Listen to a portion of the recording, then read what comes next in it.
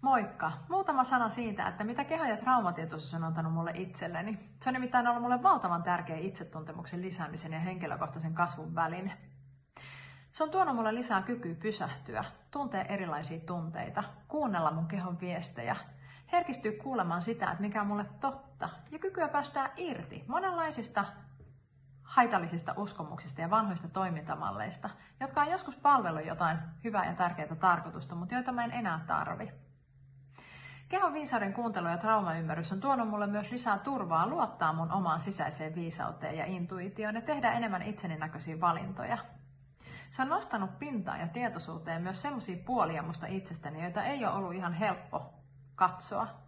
Mutta sekin on ollut tärkeä osa sitä matkaa, jossa mä oon tullut enemmän todeksi itselleni ja toisille. Ammatillisesti tämä on mahdollistanut laajentamisen, sen, että mä pystyn olemaan vuorovaikutustilanteissa rehellisemmin omana itsenäni läsnä.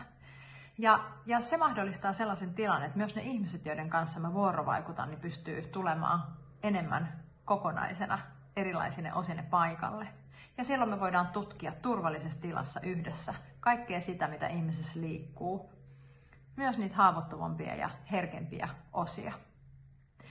Tällainen keho- ja traumatietoisuuteen perustuva työskentely on valtava potentiaali muutokseen.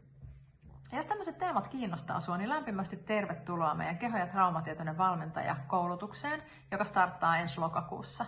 Siellä me tutkitaan muun muassa näitä ja monia muita syvälle ihmisyyteen sukeltavia ja ymmärrystä ihmisyydestä lisääviä teemoja.